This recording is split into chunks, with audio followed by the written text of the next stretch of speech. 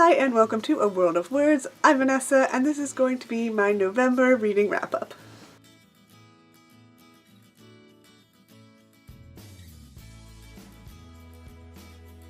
So right now I am following the same sort of format as last month, where I'm going to be trying to update my reading throughout the month as I finish the book. So on November 3rd I finished reading The Dream Thieves by Maggie Stiefvater.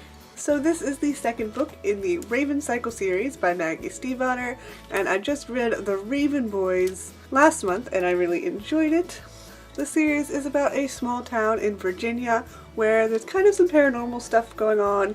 It is multiple point of view, so there are a bunch of characters and I find them very interesting. There's a lot going on in this book, it's very mysterious, so I really enjoyed this sequel as well. We learn a lot more about Ronan, who was the character that I understood the least in The Raven Boys. This book was faster paced, more action-packed, and more supernatural than the first one. Though it didn't even begin to answer some of the questions that were left off at the end of book one. Instead, it had its own new full story arc that was completed in this book, even brought up a few more questions. But since we're only halfway through the series, I guess I'll just have to wait. So if you enjoyed The Raven Boys, I highly recommend continuing this series. I really don't see how you could be disappointed. If you didn't like The Raven Boys, you could still give this book a chance. Like I said, this book is a bit more faster paced.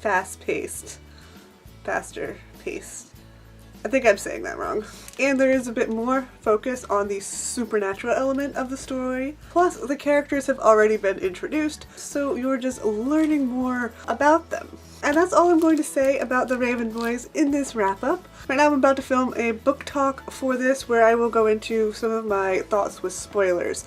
So if you want to see all of my thoughts with spoilers, then I will leave a link for that book talk in the cards. It will be there. So I completely failed this month at updating every single book I read right after I read it, so it's kind of weird with The Dream Thieves all by itself. And then now here we are, early December, and I am going to talk about all the rest of the books that I read in November.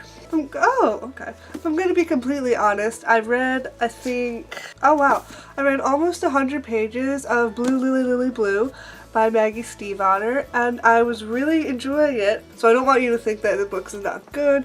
That is not, I did not DNF it.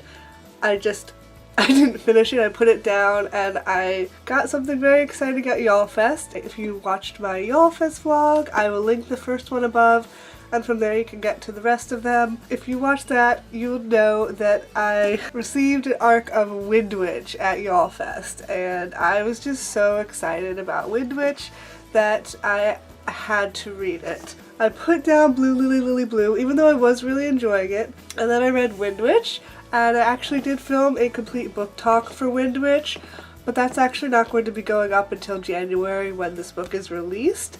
So once it is released, I will link it in the cards, but I may as well tell you my thoughts on it now, because this wrap-up is definitely going to be out before that book talk. So I really enjoyed Windwitch. My only problems with it, which I did mention in the book talk, were that the characters were split up for the entire book.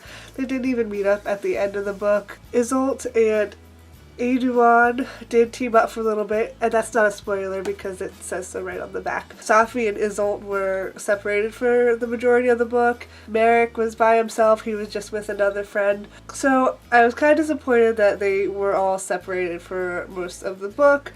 Otherwise it was pretty good. I feel like it was a little bit of filler for this book, but the writing was amazing. Her writing style is just beautiful. I absolutely love it.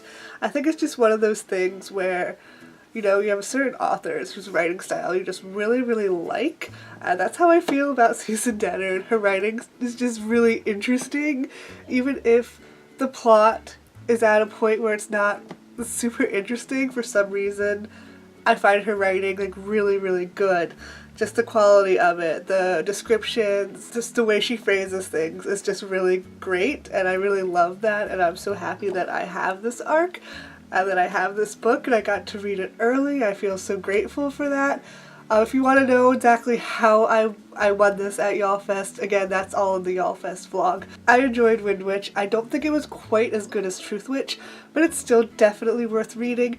I'm definitely going to continue the series. Even though now it's going to be like over a year because I got this early, which kind of sucks, but it was free, so I can't complain. Next, I kind of wanted to go back to Blue Lily Blue, but a couple things came in from the library.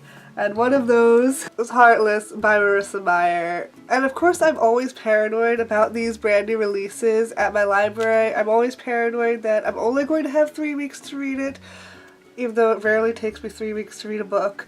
And somebody else is going to want it right away. But actually not that many people in my area seem super into new young adult literature, or at least there are like 5 or 6 copies of every new release. I don't think there's actually anybody on the list after me for this. But anyway, I was super paranoid, so I was like, I have to read this right away because everyone's going to want to read it. So I actually flew through this book. I read it in like a day and a half.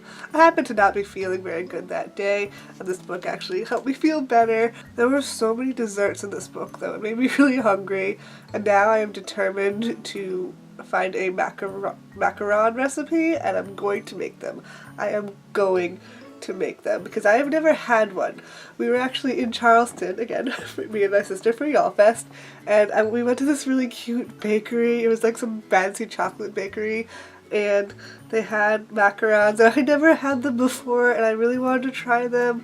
But they're $1.99 for one little cookie, like one tiny little cookie, and I'm sorry, I can't spend $2 on one cookie. That's absurd.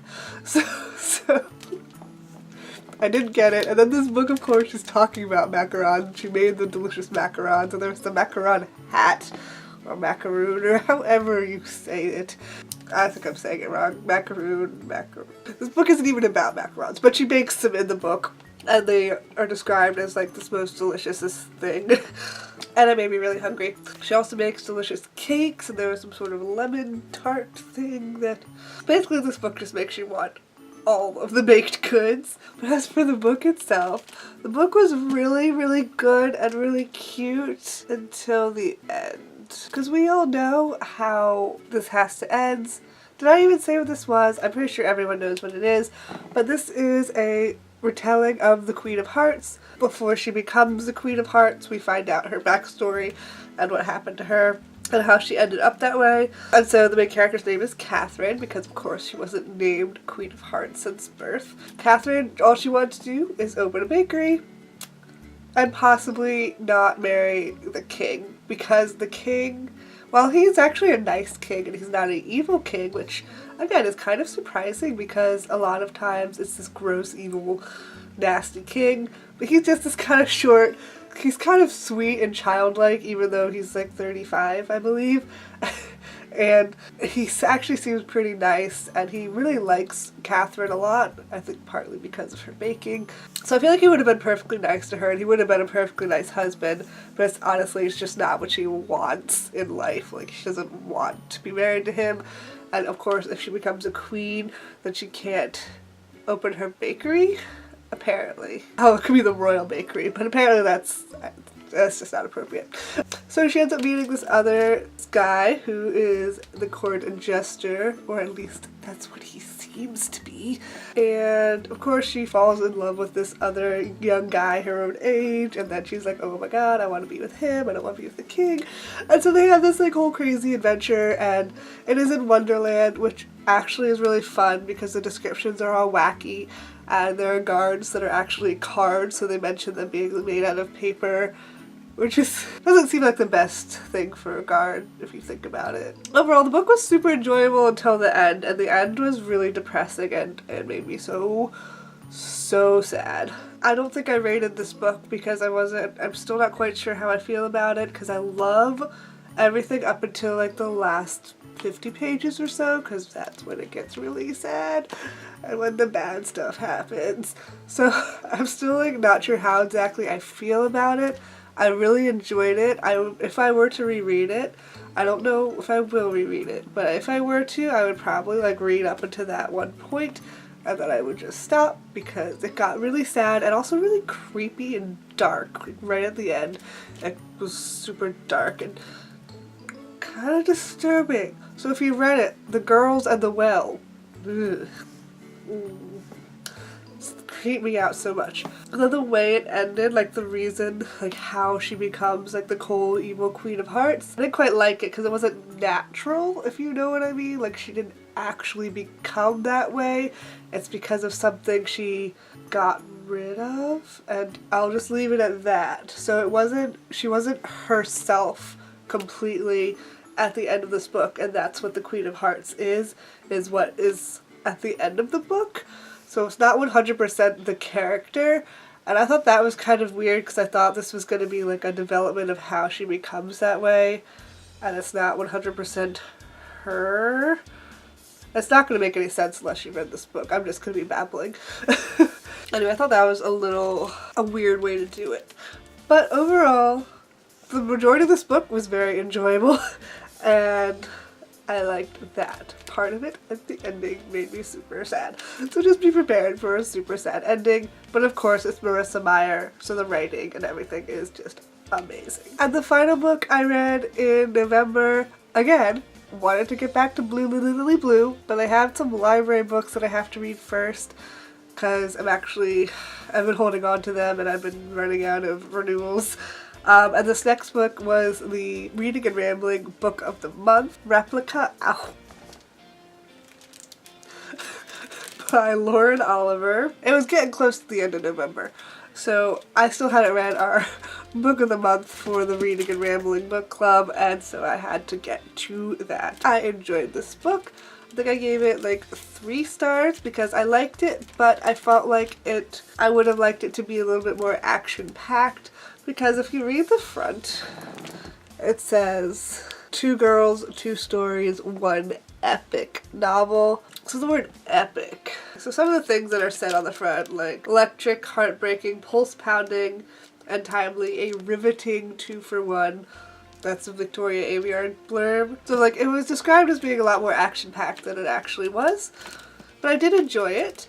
And if you are wondering how exactly I read it, I started on Lyra, and then I read like a few chapters. I think I read 2 chapters or so, and then I flipped over to Gemma, read like 2 chapters or so, and I just did it like that. I read it every couple chapters, or I would read one person until they kind of meet up, because they kept meeting up and separating throughout the novel. I'd read one character until they met up, and then when they met up, I would go back and read the other character until they met up again. I wanted to keep up with each of them, kind of experience it all at once, and I really enjoyed doing that. I think that was a really good way to go, because had I read just one section at a time, I feel like I would have missed part of the story, because you really do need both sections to complete the story.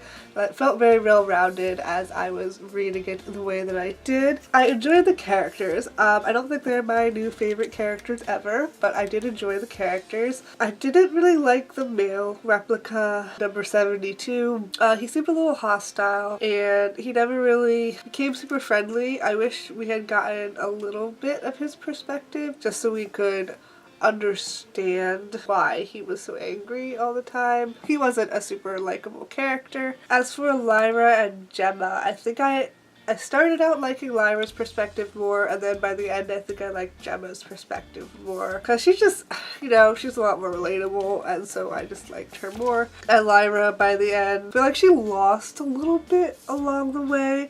She was more interesting in the beginning, then by the end, the fact that she just didn't understand anything started to get a little bit old, and her view of the world, while everything was like brand new and everything to her, again, it started to get a little bit old by the end of the book. And also I didn't realize this book wasn't a standalone, and everything was not completely wrapped up.